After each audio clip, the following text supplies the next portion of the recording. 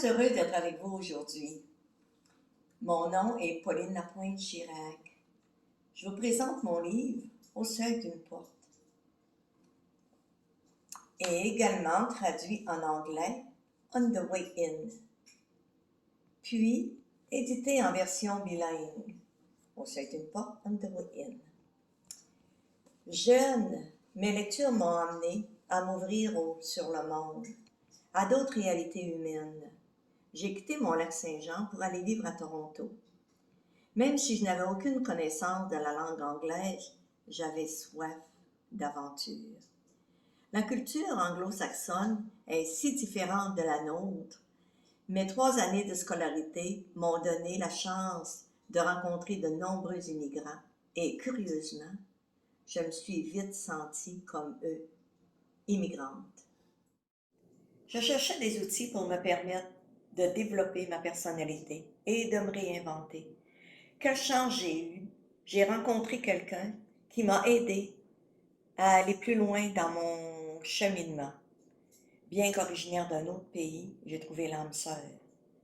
Il est devenu l'homme de ma vie. Nous partagions la même philosophie. Il croyait en moi. Il m'a donné l'élan qu'il me fallait pour poursuivre mes études en naturopathie. J'ai même ouvert ma propre école sous le nom de Luminergie. Nous avons eu 2 enfants et vécu ensemble 45 ans. Ce livre, c'est le fruit de notre amour.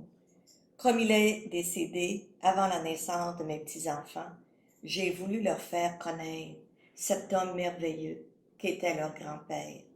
C'est pourquoi j'ai écrit ce livre, qui m'a aussi permis de faire le point sur la personne que j'étais et ce que je suis devenue.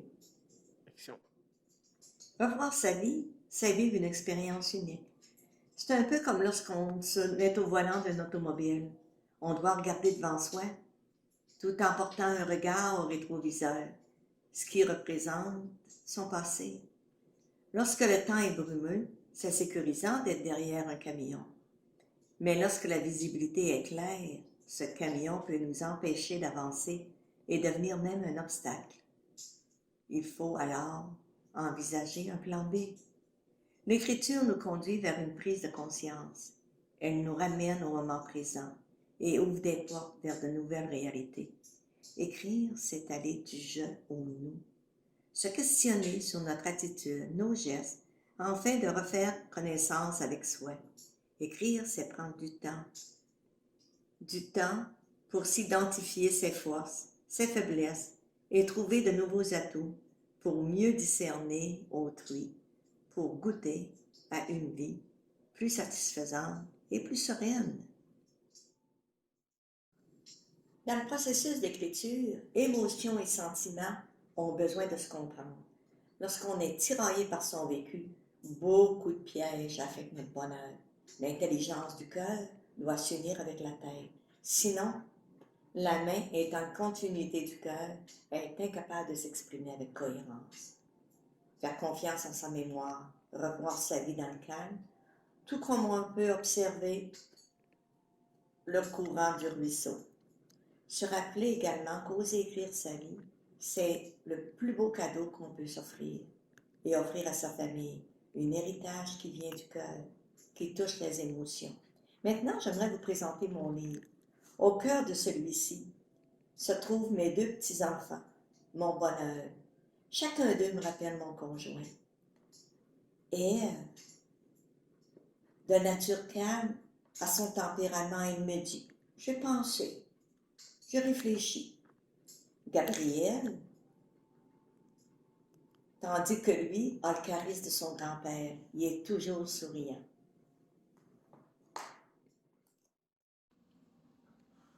Au seuil d'une porte donne l'occasion de franchir de nouveaux pas. Je revois mon enfance, mon départ de la maison, et j'y décris cette rencontre déterminante avec mon conjoint, originaire du Pakistan. Pour faire suite avec l'écho de mes rêves, mes nuits, où je raconte mes rêves qui ont été bénéfiques pour m'aider à mieux comprendre mon quotidien. Ce livre m'a permis de devenir plus alerte au hasard, aux coïncidences, aux synchronicités qui influencent notre parcours de vie. La dernière version bilingue apporte une diffusion multiculturelle. La page de droite en français juxtapose celle de gauche en anglais. Ce livre, qu'il soit lu, peu importe la langue, chaque lecteur y trouvera son compte pour l'aider à se découvrir et à devenir l'architecte de sa propre vie. C'est ce que disait le père Benoît Lacroix, un homme admirable, un homme qui m'a donné l'envie, non seulement d'écrire, mais de mettre à profit la femme que je suis devenue.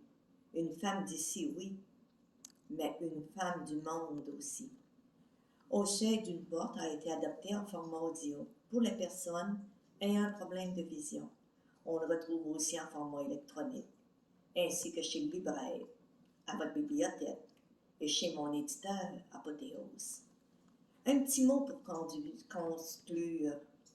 Mis à part l'écriture, qui est un exercice solitaire, j'adore donner des conférences pour interagir avec les gens, non seulement pour goûter aux bienfaits de l'écriture, mais aussi aux bienfaits de l'expression sous toutes ses formes.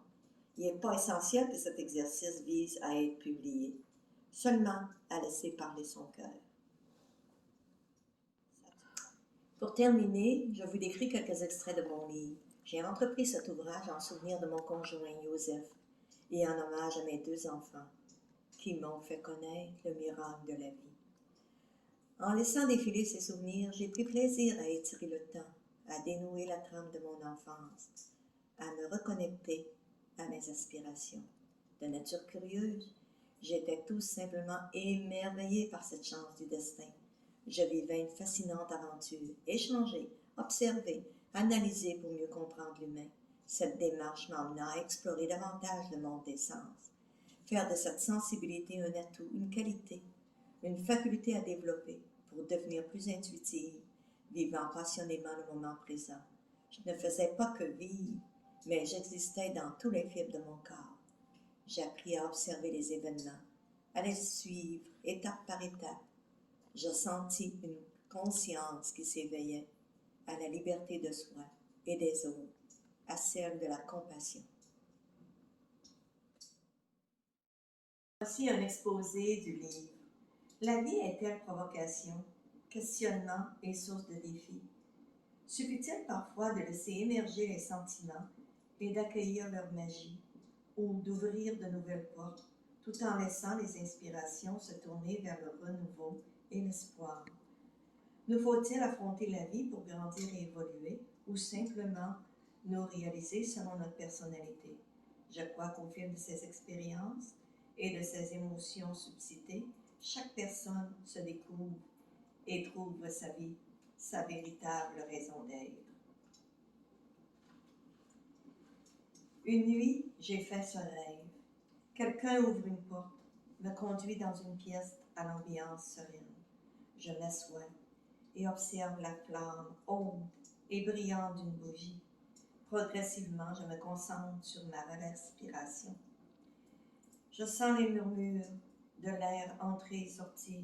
Je sens le calme et la paix s'installer en moi. Je sens ce souffle m'envahir. Je sens mon corps vivant, unifié avec l'univers. Au réveil, une paix inhabituelle m'habite et une pensée résonne en moi. Pour mieux vieillir, pourquoi ne pas laisser jaillir ce qui vibre au fond de mon être? Assise devant mon ordinateur, je tape 5 mots. Pourquoi ne pas écrire? Merci pour votre écoute et j'espère qu'on aura le plaisir de se voir ou se connaître. Merci énormément.